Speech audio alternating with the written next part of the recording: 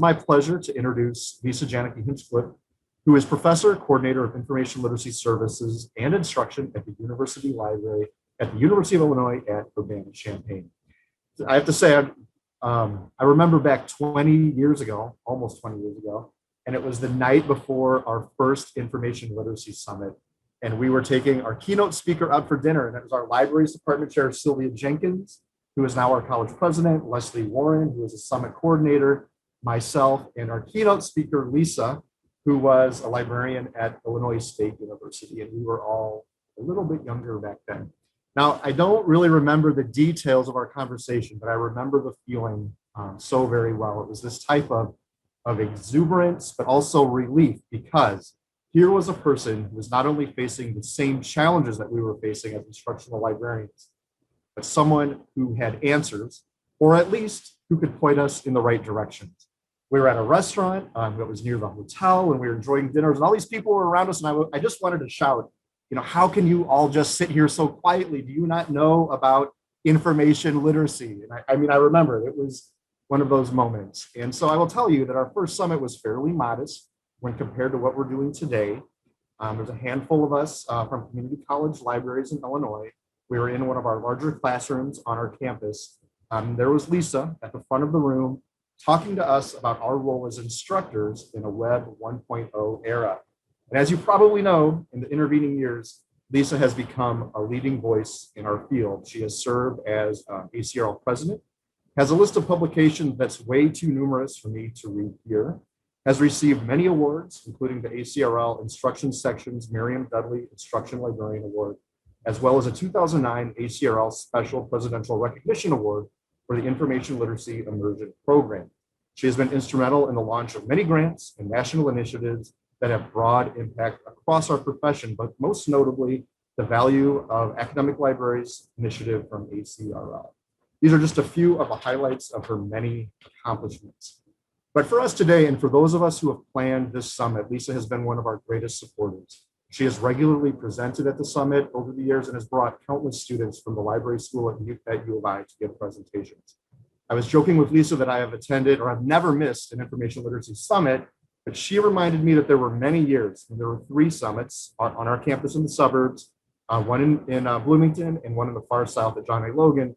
And for many years, she would attend multiple summits. So publicly, I just want to acknowledge that Lisa has attended more summits than me, which is really a commitment to her support for this work. Now, before I'm done, I just want to say that I am always in awe of Lisa's thinking, her command of our literature, and her vision for our profession. All of us are familiar with the frame scholarship as conversation, but really, I have to say that when we wrote that, the idea of conversation kind of undersells scholarly debates with Lisa. And I will tell you that I have lost several of those debates over the years. To be in conversation with Lisa requires deep knowledge and a high level of passion for your cause. But I will say I am very grateful for all she has done to help me focus my own thinking and to improve my work as a librarian and instructor. So without further ado, it is my pleasure to welcome our closing keynote speaker, who was our very first keynote speaker, Lisa Janicke Hinchliffe. Thank you. Well, thank you, Troy. I'm not sure if we would say that, I don't know, maybe we've gone a few rounds and I've lost a few and you've lost a few, but I think the most important thing is that we've stayed committed to a collaborative relationship over the years and having this conversation. So it's really a joy for me, not just to keynote a conference again that I've keynoted before, not just to keynote an information literacy conference, but to really keynote a conference that has been so meaningful to me in my own work. And I was kind of joking yesterday, this is the kind of keynote, it kind of feels like you give when you're retiring, and like, I'm not retiring. Like there's still, a decades to go in this work and in what I'm hoping to achieve in my own career, but what we're going to achieve together in Illinois. And so there's so many things we could talk about that have come out of the summit.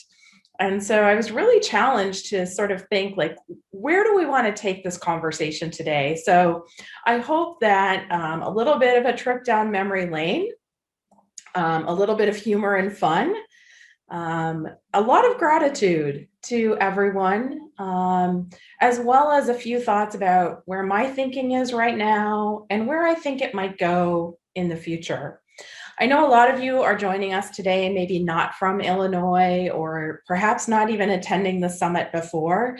And so I hope that perhaps part of what you've gotten a sense of is something that I think we are very proud of in Illinois, in that we do have this very vibrant community of practice that has been developing through our work over the years, the 2 decades. So when I had to come up with the title with this, it's like we really have grown with purpose, and we've done this through partnerships and persistence. And it's a really, easy thing to tell the story of, it makes it sound like the summit just always was going. I think we, sometimes we gloss over some of the persistence that was required when we were trying to figure out how to fund it, how to keep people coming back to it together. So this is what I wrote, is that for 2 decades, we've been coming together as information literacy educators in order to share ideas and create connections across the state. We have grappled with the changing landscape of information literacy, higher education, technology, evolving conceptualizations, and really honed in on what does it mean to improve our pedagogical practice. And so I'm going to reflect on our journey together and the affordances that our intentional gathering together creates for us going forward.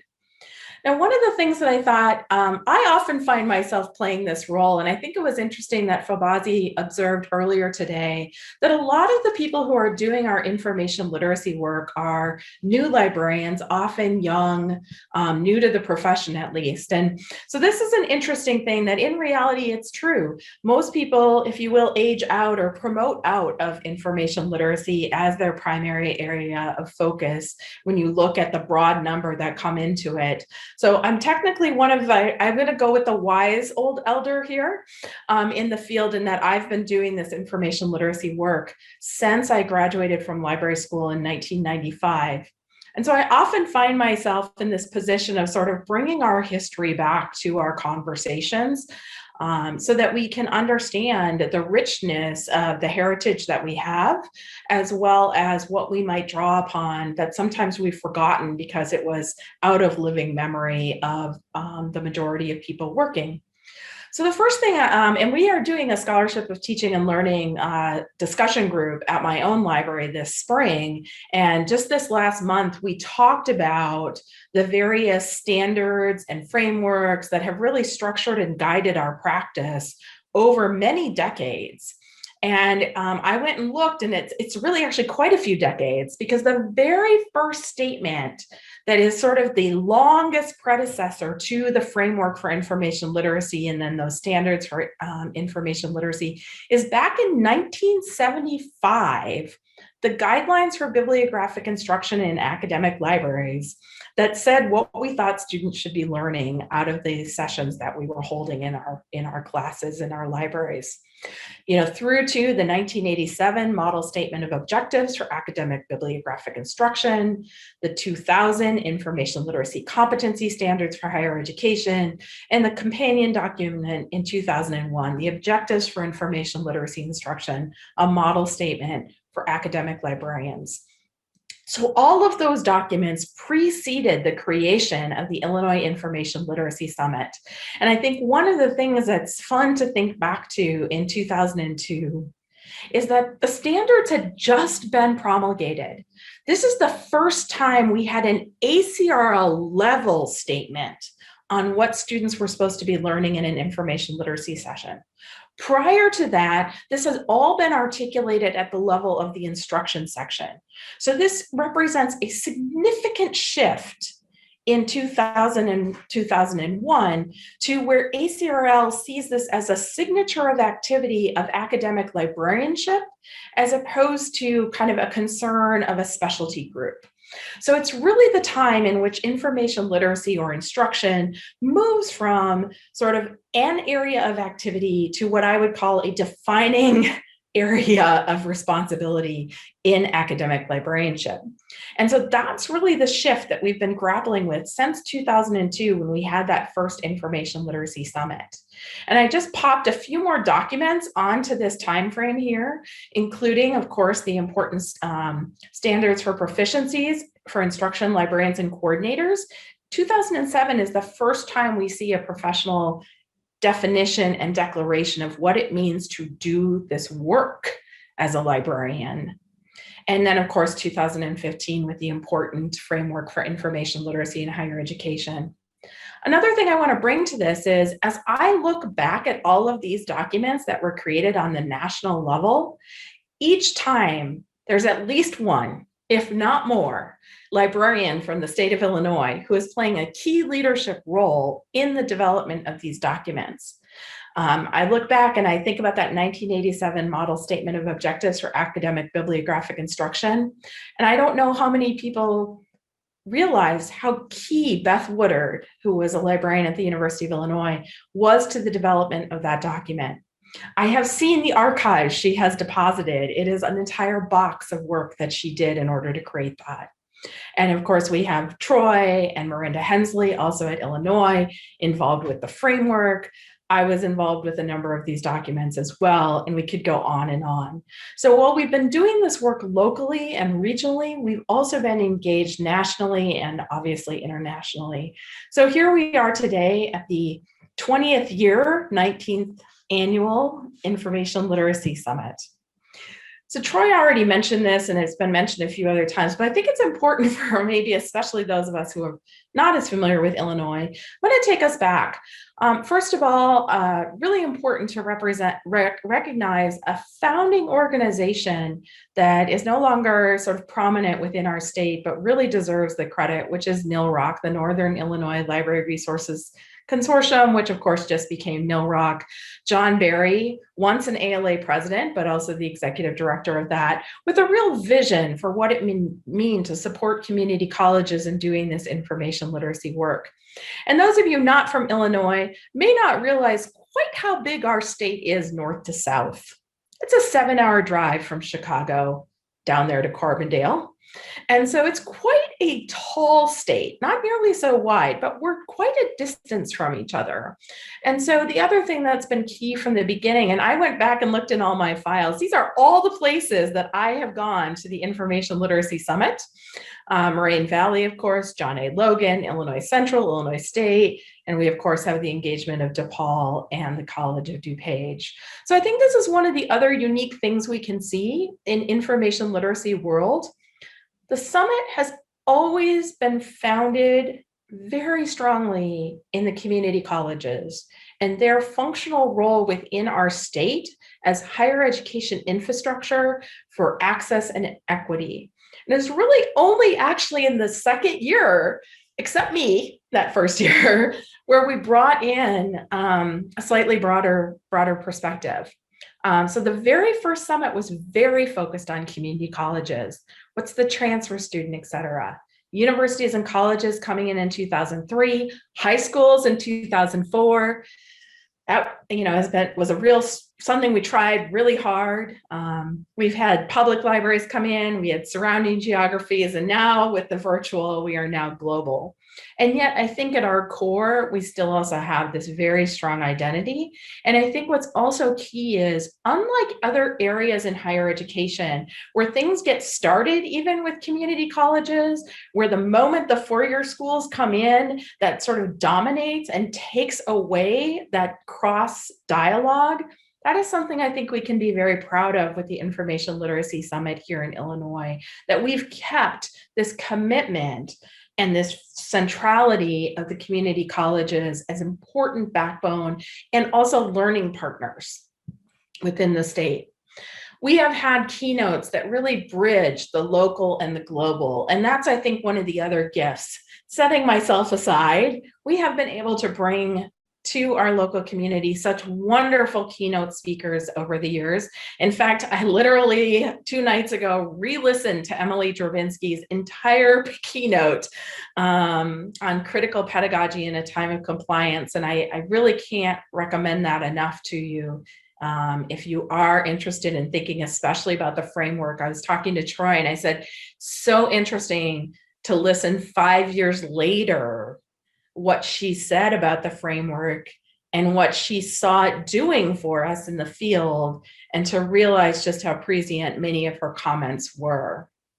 We've had creative speakers, Creative Reflection, Char Booth, Amir Hofer, Trudy Jacobson, Randy Hensley, some people now retired, Nicole Cook, so many people over the years who have really brought this national, global expertise to us in order to have a conversation. And I think we can't say enough as well about those keynote speakers, especially from outside the state, who traveled to more than one location in order to give that keynote more than once. So I thought I'd share a little bit, I've already sort of alluded to this, some of my own personal memories, the community across my career.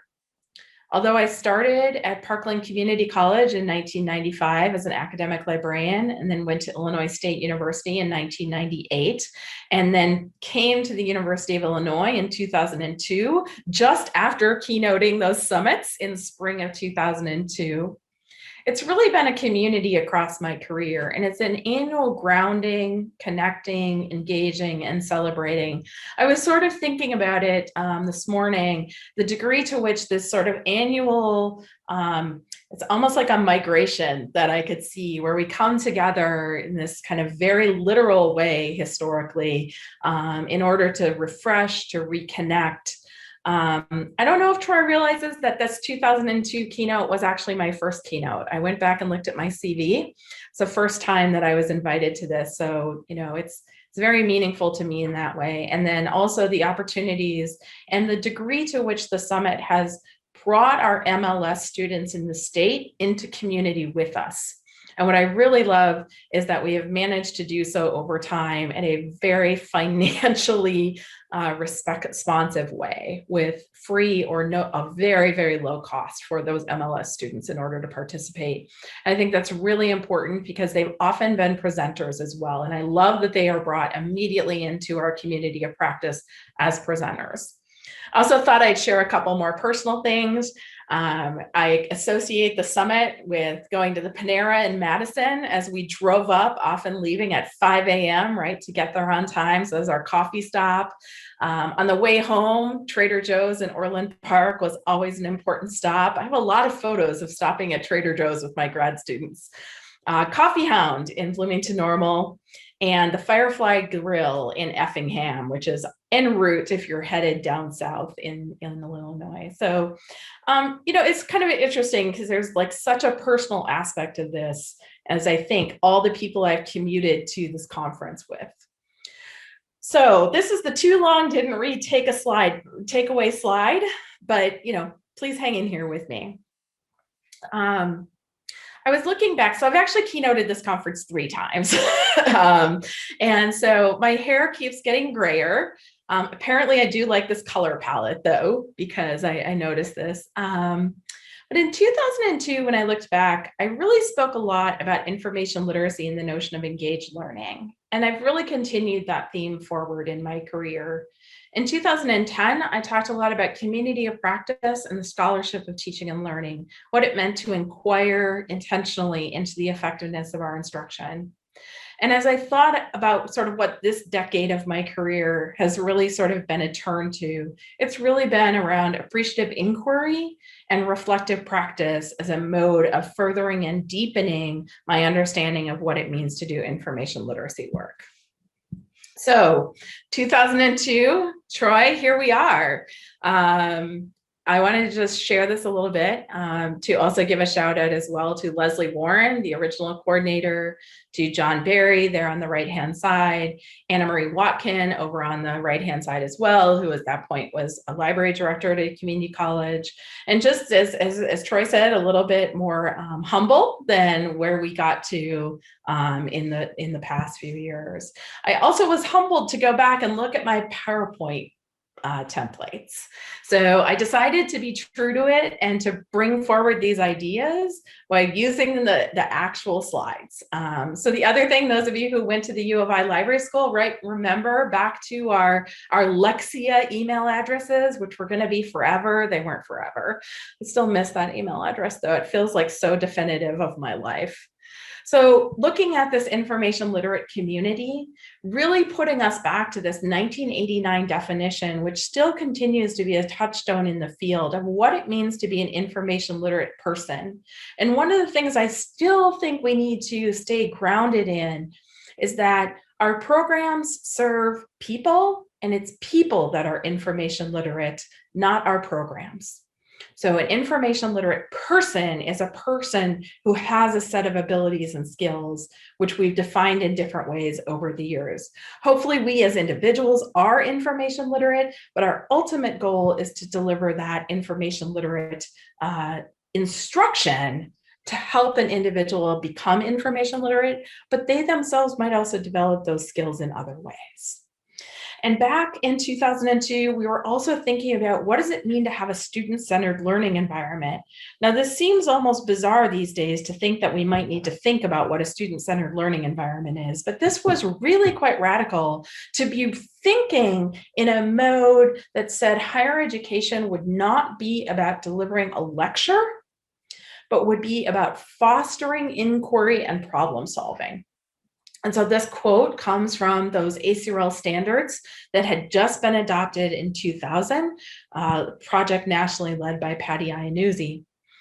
The other thing I was doing back in 2002 was really trying to see where there were other standards of learning out in the fields, where community college librarians in particular could connect this work of information literacy beyond the academic sphere. Because having worked in a community college myself, I knew that the programs in community colleges, of course, importantly serve the transfer student, but they also need to serve the vocational student, the continuing ed student, the person who stops in to take one class. And how do we connect to that if our standards document is so deeply embedded within this notion of becoming an academic or a scholar? And so, yes, we had these information literacy competency standards, but I also looked at this document called the SCANS report from the US Department of Labor, the Equipped for the Future content standards, which was a literacy standard, particularly looking at the work that community colleges do with bringing people into literacy. People who didn't even graduate from high school yet and who are looking to skill and become educated, literate, second language learners, all sorts of things. Also, then we had the information power standards in K-12. And wow, to the degree that higher ed has really innovated and iterated on our InfoLit standards, really critical that we look about what's happening with the K-12, because they've also had a significant change over time in their information literacy standards in K-12.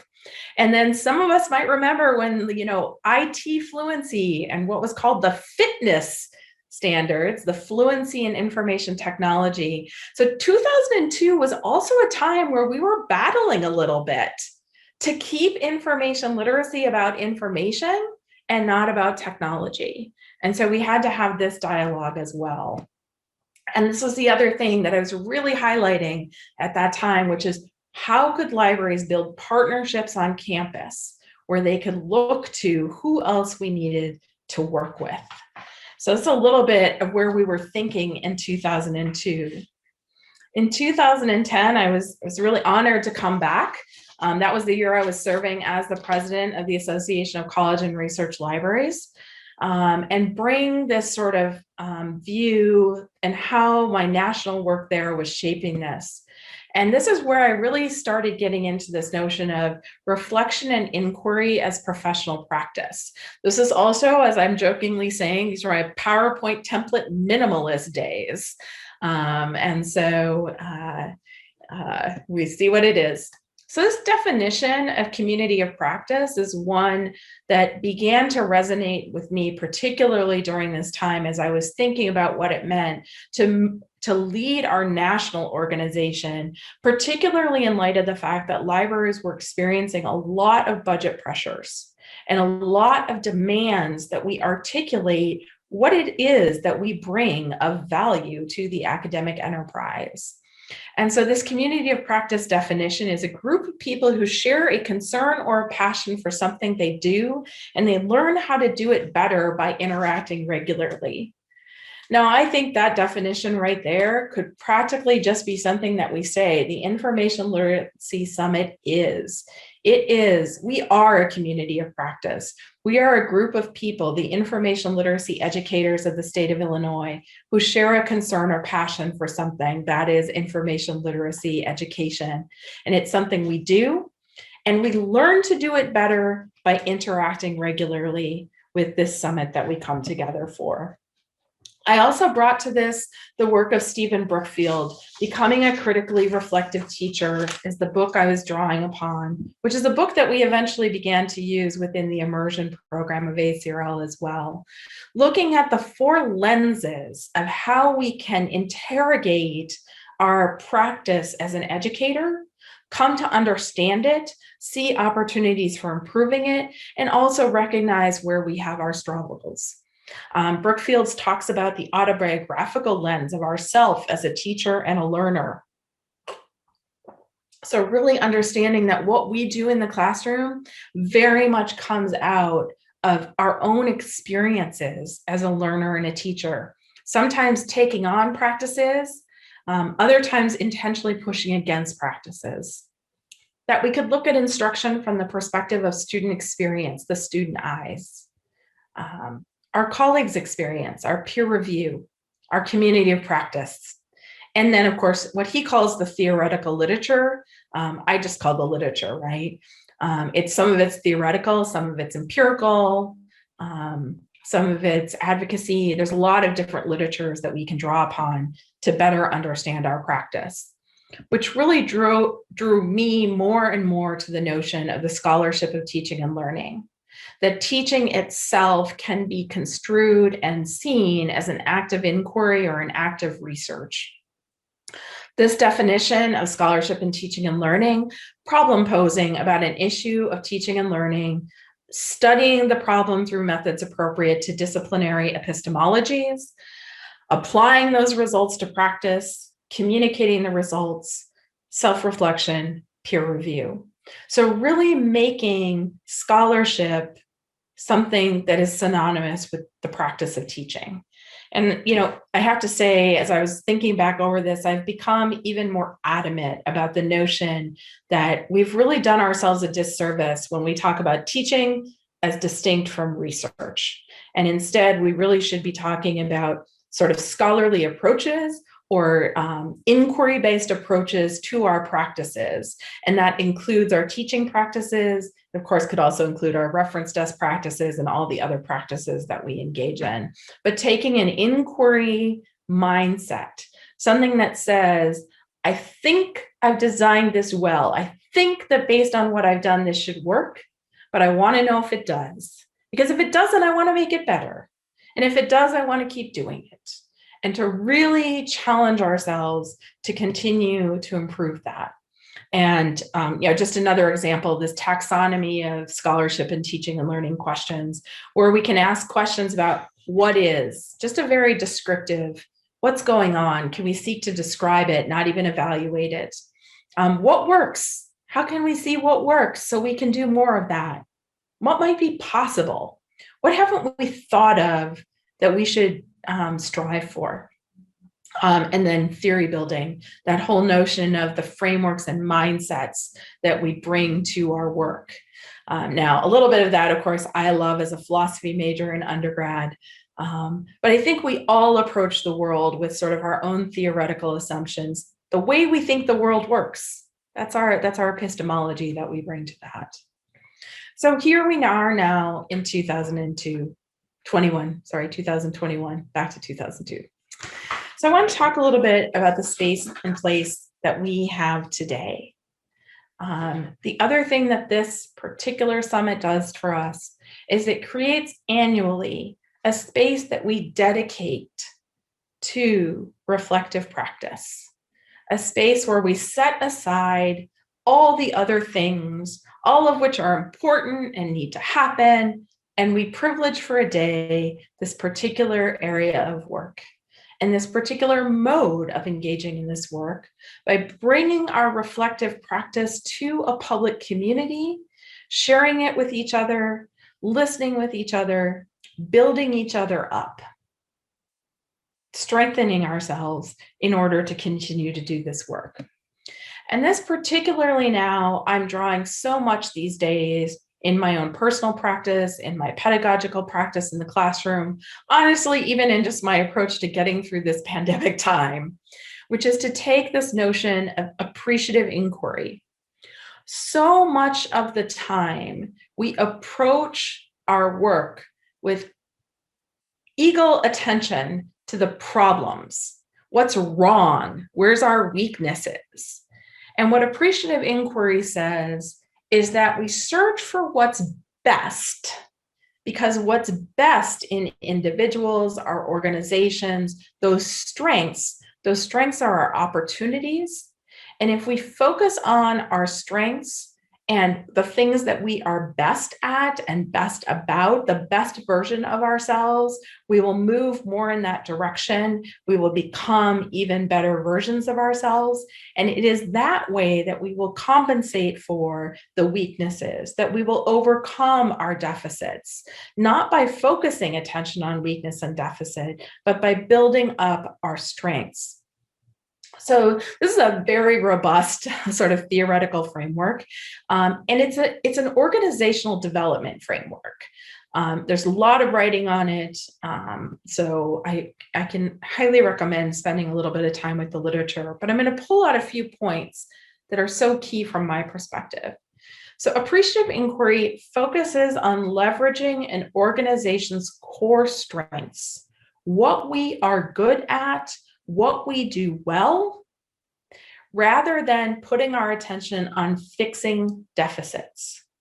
Not to say that those weaknesses don't exist, but to not have all of our attention, all of our energy, all of our enthusiasm drawn to this negative space.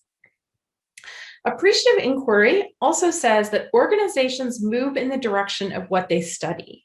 And so if you focus on your strengths, you will build up those strengths. They also talk about how this is a conscious choice. It's a decision to focus on what they call the positive core. The other thing I like about this is so many organizational development models are structured such where it's either the responsibility of the people on the ground, if you will, or it's the responsibility of leaders. And appreciative inquiry says it is neither of those. It is a whole system approach. So for an organization to adopt appreciative inquiry as a mode of development, it has to be done on the ground and in leadership and across all of the various parts of the organization. Now, of course, individuals might have responsibility in order to make that happen.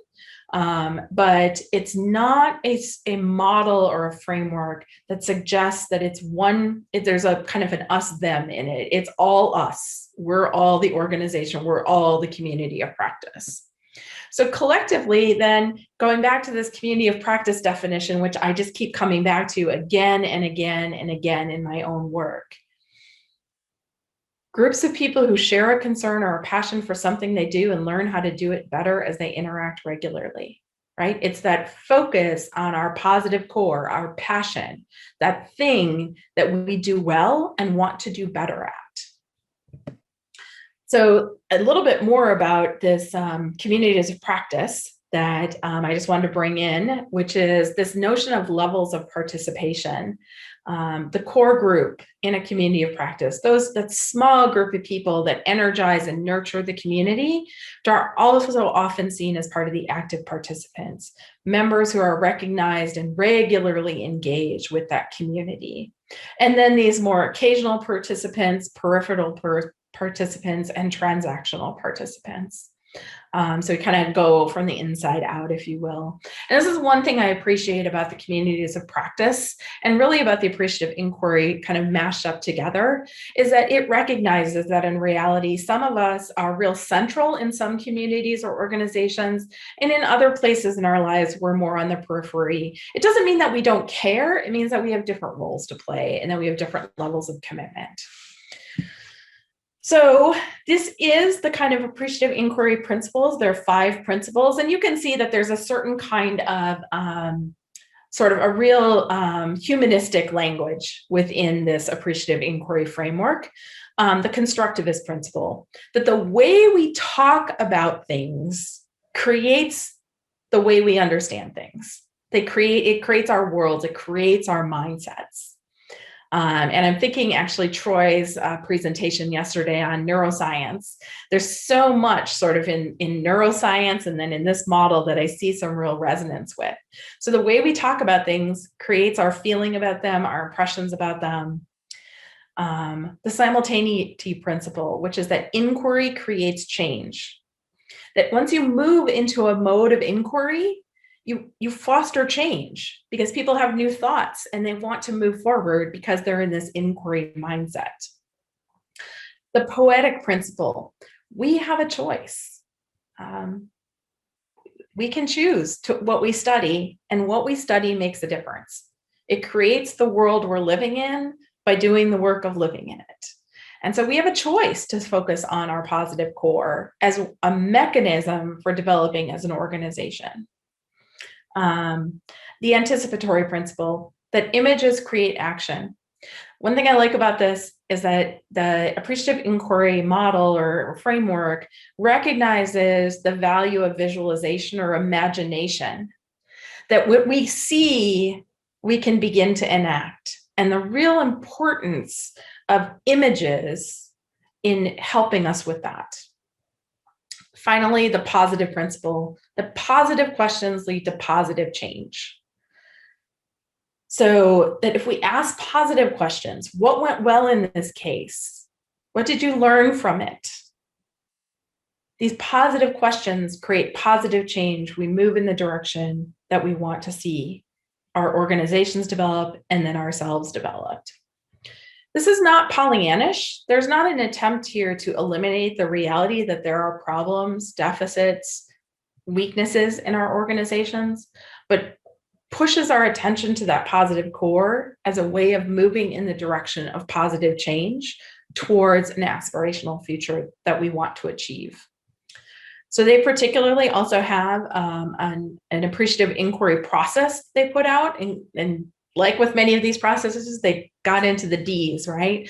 That as an organization or a community of practice, we would define our topic of inquiry.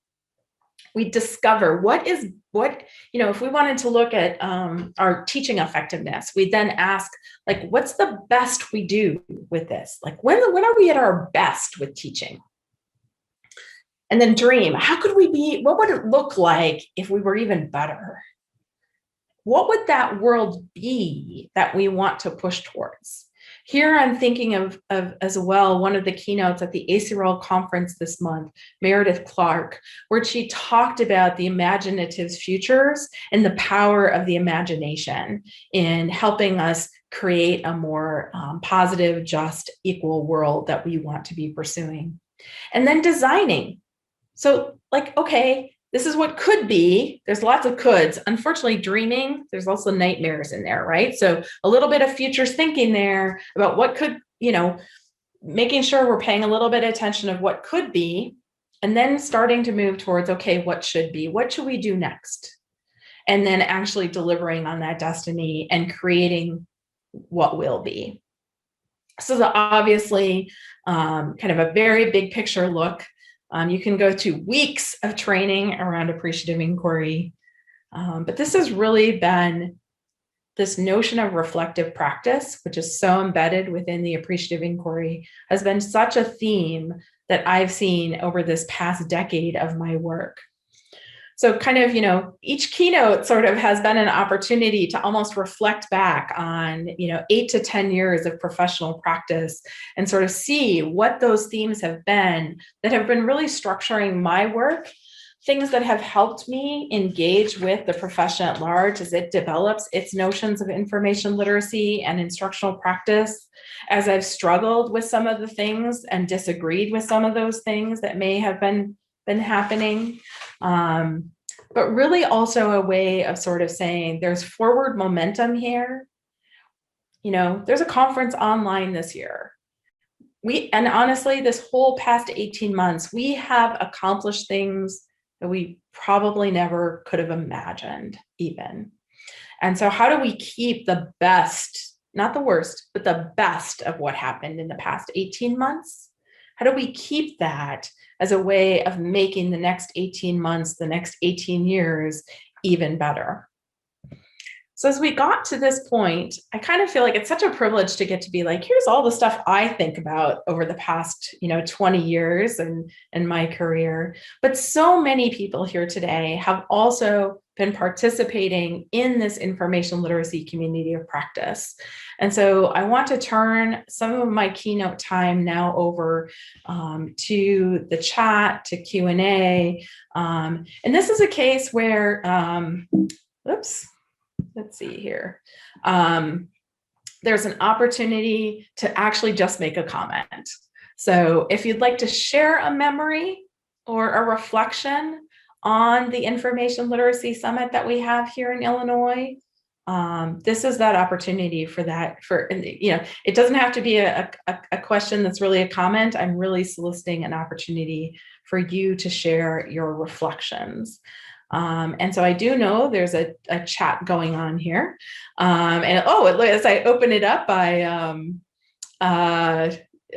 starting to see some of these memories. But so Troy, I think you're also maybe moderating a little bit here if people have also any questions that they'd like to pose.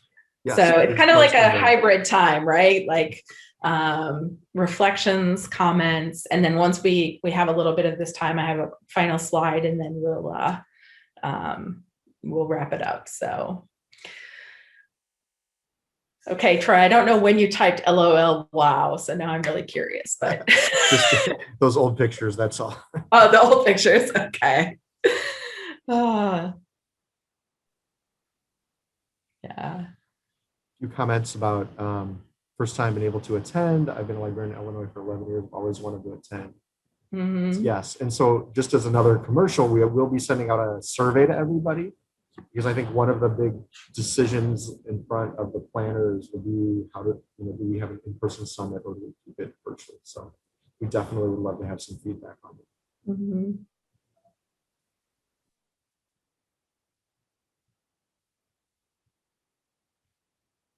See some other love for Trader Joe's. That's all of us who live in Champaign-Urbana there are missing our Trader Joe's.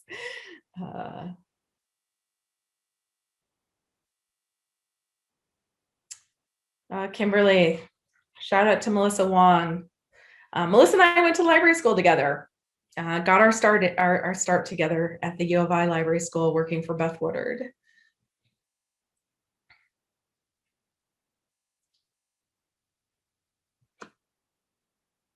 The person who's asking about slides, yes, we'll definitely be, I'll be providing them so Troy can put them up on the website or what have you. Absolutely. Oh, Maria, an alum. Lisa, can I ask, there's definitely some connections here with conversations that have happened, and especially the idea of the positive core, and thinking of like Vavazi's talk this morning, really the value of finding a way to even say no and not be overloaded and to be healthy. And it seems like there's just such a good harmony between appreciative inquiry and some of these the abuses that can be out there. And I wondered if maybe you could comment on that. Yeah, it's interesting because I first want to recognize that since I am at the University of Illinois, I know a lot of iSchool students. I am I recognize that many early career librarians have a really negative experience working in academic libraries. And that troubles my heart, on a personal level with the people I know, as well as a collective level. And of course, we know how this is also playing out with respect to issues of inclusion and diversity, et cetera, in the profession. And one of the things that I sort of feel like appreciative inquiry might help us with is I feel like what I hear a lot of early career librarians telling me is they are not supported to do their best work. And so, one thing that I feel like I've been able to do at Illinois in the time that I've been at the university is when I came, we had this culture that, like, if a faculty member asked for instruction, like even if it was 20 minutes from now, we would try and do it. Right? Like, and, working at Illinois, I've worked really hard over the years to say, it is our obligation to respect students' time and their learning and to deliver. I mean, I'll use the language of business here. It's our job to deliver a quality product. And so we need to make sure that we give ourselves permission to say, I will do instruction, but not in 20 minutes. Or, I mean, if you can do it in 20 minutes, it's fine, as long as you feel it can be your best work. And so that's where I feel appreciative inquiry can start to help reframe things like saying no, right?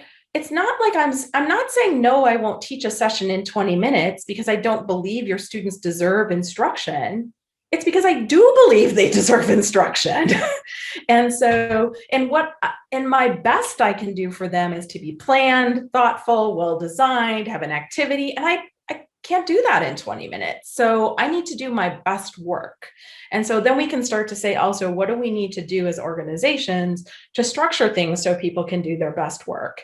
And I mean, I'm patting myself a little bit on the back here, but one of the things that was true at Illinois is, a lot of times our frontline instruction librarians were untenured, newer in their careers. And I was like, send them to me. I'll tell them no. I've got tenure. I'm the coordinator for InfoLit. So that, I guess it's a kind of allyship, but it's also, in my mind, a sort of responsible professional practice that we have each other's backs in that way. And I think that is something that we've been able to make a turn at Illinois and really talk about what does it mean to deliver quality instruction, develop thoughtful instruction so that our GAs, our early career librarians, or veterans like me feel like we can do our best work in the classroom. Yeah, that's great. Allison in the chat has kind of echoes with some of that. As a librarian who recently transitioned to an academic library, I feel a huge amount of vocational awe and imposter syndrome. I question my ability to keep up with my colleagues and provide quality work to my constituents while also learning how to do my day job. I think that's a great point. I mean, there's definitely a learning curve, and the more that you are on the job and in situations, the more prepared you are for similar situations down the road. But at the beginning, it's very hard because there's so much mental lifting that comes in that every new task is put before you. Mm-hmm. Mm-hmm. Yeah. I see also, I mean, I do think there are some connections with the imposter syndrome, but I also think sometimes that this is my mother. Sorry, in your 50s, it turns out your mother is actually really smart. So her version of like act yourself into a new way of thinking is something I heard a lot as a teenager. I was probably more about teenage sulliness, but act yourself into a new way of thinking. So I think sometimes with imposter syndrome, we let our thinking dominate our actions. And I'm not saying this is easy, but I think sometimes it's also the fake it till you make it statement. So figuring out how to act confident, even when you don't feel confident, can be it is also an important part of this, I think, because I think imposter syndrome can really also feed that vocational awe spiral in such a way where we just kind of can't get out of them. And I do also think that we have to say, like, there are only so many things that individuals can do in the face of systemic problems. And so we can have self-care mechanisms. We can have Lisa having your back and saying it's okay to say no. But But ultimately, these are systemic problems. And so they need systemic solutions. So all of these individual practices are only stopgap measures that might help a given individual in a given moment, but it won't change the overall system of how we operate. And that's also, I think, another piece that we have to grapple with organizationally, which is how do we not just sort of suffer in a system, but how do we create a new system? And of course, now I'm going to go back to appreciative inquiry, where that model, I think of, okay, if we don't like what we have right now, what would we like instead? Because we need something to move towards, not just something to move away from. Because I'm sure we've all been in organizations where people move away from something and end up towards something that's even worse. So we want to make sure that we have an intentional direction of what we're moving towards that we've thought about. And so we say, like, well, what we would like is a system in which we always get, I'm just going to make it up, 2 weeks warning. I'm making this very mundane right now, but so what would it take for us to get to that? Have to get our admin on board. We have to get a form filled out. We have to, like, okay, so let's get those things happening. So it'd be Emily Drabinski's organize yourself kind of statement, right? So. A question from the chat. I was struck by your framing of information literacy as a relatively new core piece of responsibilities of the academic library. Do you think that this is an evolution of previous responsibilities or simply a better articulation of what we actually should be doing, or something more novel and unique? Yeah, this is an interesting, I mean, we even have pieces back. I mean, Samuel Green back in 1925 talks about the educational role of the librarian, but he really meant the reference librarian at the reference desk. So fast forward, the first time we really get notions of librarians as educators sort of on the campus in the college classroom is Patricia Knapp.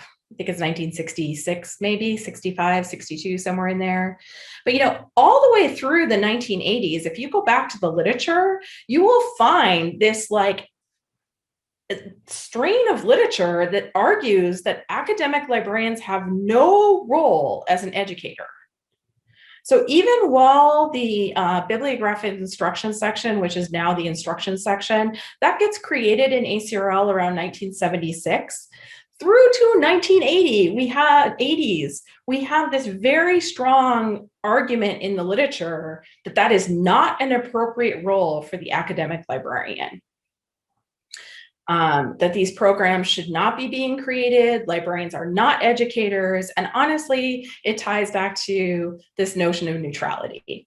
It's not our job to be telling people what to think, telling them how to do their research. It is our job to take care of this collection, which we have somehow neutrally selected, right? So I'm resonating a little bit with Laura here yesterday.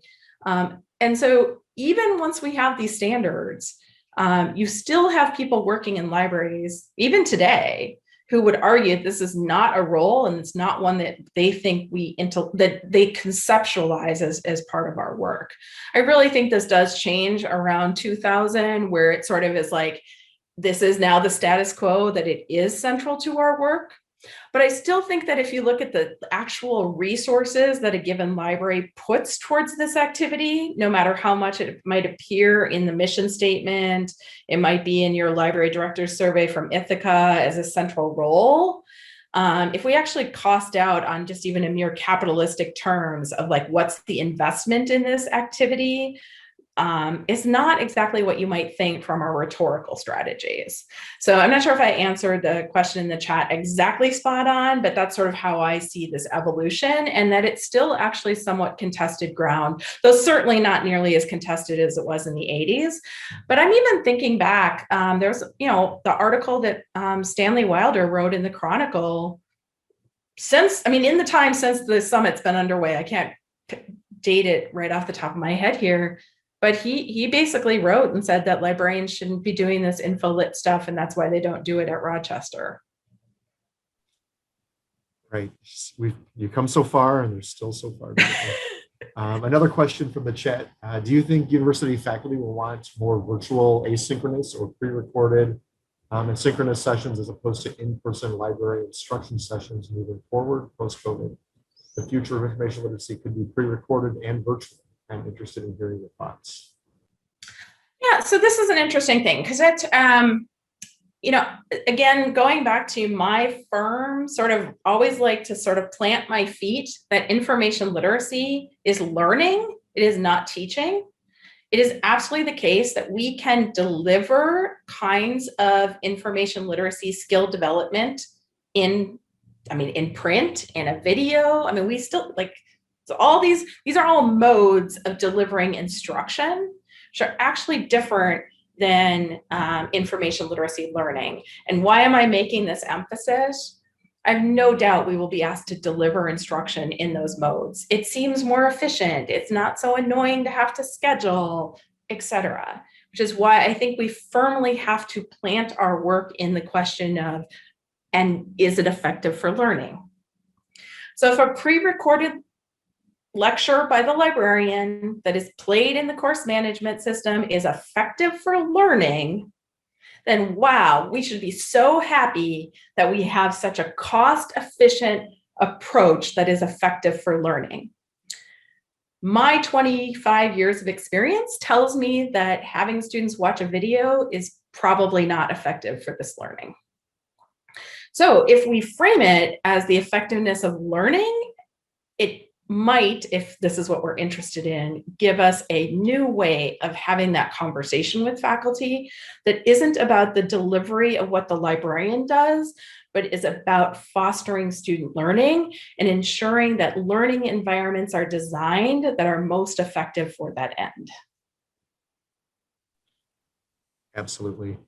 And, you know, even just on a very practical kind of nature, the more things you make, I mean, how often do our websites change and shift? I mean, there is a management cost in terms of staffing and just keeping up. It's, you know, it's always easier said than done. I'm going to send out these videos into the world. And then it's like, whoa, I've got to edit 40 videos now because, you know, EBSCO changed its interface or something. Yeah.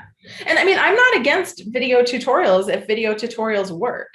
So for me, the yardstick isn't is always first whether something works, right? So I mean, maybe videos work really well, and so it's a great thing to put that time into editing those videos. Yeah, interesting comment. That's I think from Nell. Something that I noticed that resonated with me is when you mentioned that librarians doing info lit tend to be young, early career before being promoted out. It feels like that says a lot about how our field sees the importance of education and our role. Yeah, I think what it says is that there's not career paths within the teaching sector of our roles, and there's career paths in other sectors. But the other reality is we just sort of, there's this question of whether information literacy work is how we structure it within our libraries is a really important question as well. And so, yes, I mean, I kind of agree with both the statement, but I do think it has to do with if you want to get a raise, if you want, like, so I don't blame, I guess what I'm trying to say is I see a structural issue here, and I don't want this to sound like I'm blaming individuals for leaving the work of InfoLit, because I think it's reasonable for people to want to be able to pay for their college, you know, the college education of their kids and buy a house. And so it's reasonable for people to want a better paying job within the library structure. So this is where I'm like, okay, don't blame the individuals, but yes, there is a structural problem. And the reason it works for someone like me at Illinois is because we're faculty, so I can stay in position and still be promoted through the ranks of professor. Yeah.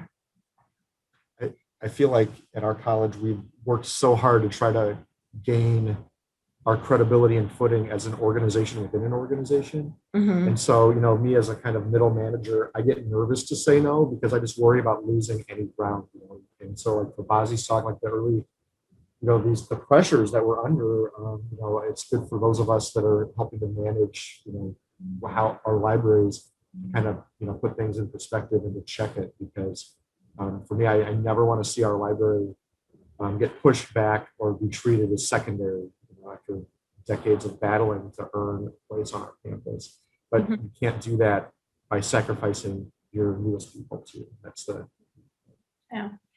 Yeah, I mean, the art of saying no is certainly something that can be its own sort of workshop, right?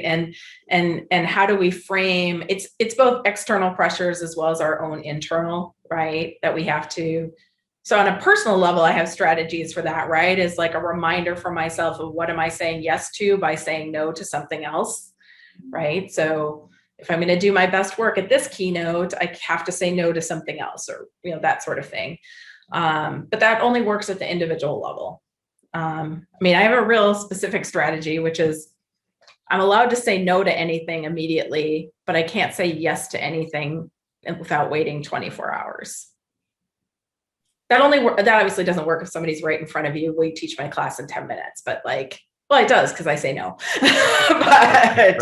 But for those things, I mean, I think sometimes we're afraid of missing out, right? And so, yeah, it's good to make yourself take a little break before you say yes to something.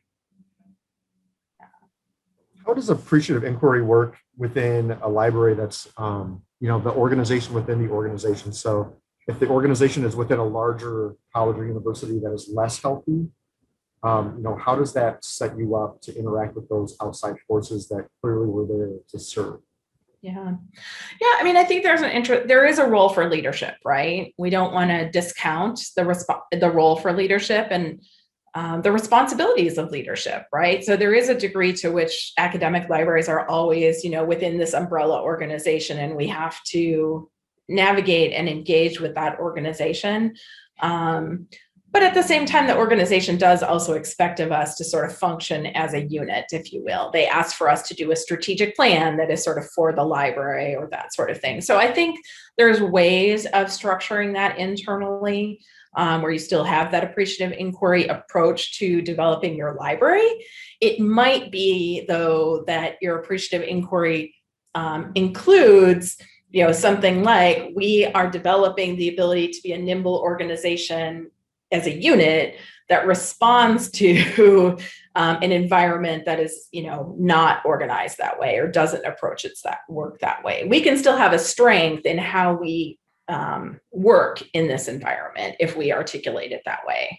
But I mean, I think here is where I would also, Katrina Davis Kendrick, who's doing a number of keynotes with respect to her low morale survey and the like, she does kind of put it on the table at some point in almost every keynote I've heard her give or talk I've heard her give, which is, ultimately we as individuals cannot fix the organization and you might need to leave. So hopefully people aren't by and large at that point, because that's a real stressful point to be at with your career and your life and sort of your livelihood. But I do think there's a little healthy distance that can help with that too. Right, absolutely. Okay, are there any other questions people want to throw out? I've just really enjoyed browsing all the memories that people have of the summit here. So maybe I'll do my last two slides, Troy, and then turn it back over to you. Sure, that's great. Oh, great. So I thought that I would also say, what am I taking forward? Because as I mentioned, I'm not retiring. This is not my last hurrah. I don't know, Troy, if we're still doing this 10 years from now. I'll save this slide deck. So what do I take forward from these 20 years together, this reflective process? We have a generative process here for conceptualizing and reconceptualizing information literacy in the field. It is an opportunity for growth and for rethinking and moving forward. But we do have a challenge of achieving the envisioned. And so that is going to be, if you will, the work, the struggle, the challenge of achieving what it is that we're envisioning as we conceptualize information literacy. But I think there's also great joy to be found in a community of practice. And, I'm thinking about just how much laughter and fun, and this was physically embodied, obviously, at Moraine, but I'm thinking just even about the ways that catering changed over the years that Moraine has eaten a lot of catering, not more than Troy, but, and just the ways that we built that community and the joyfulness over the years, and the joy that we can take from coming together as a community of practice, whether across the state or within our own libraries, that really can also help us do hard work. And this is hard work that we're doing together. And then the importance of systematic and intentional inquiry as a way of seeing, but also as a way of sort of buffeting ourselves against the whims of a given individual and their biases or proclivities. And so how taking this inquiry approach, this evidence approach, this systematic approach can really help us stay the course, if you will, as we move towards developing our teaching practice and our instruction programs. I have a real appreciation for those who gift us with this opportunity. Having put on conferences, helped put these things together, even when we think we know how much work it is, it's really so much more than that.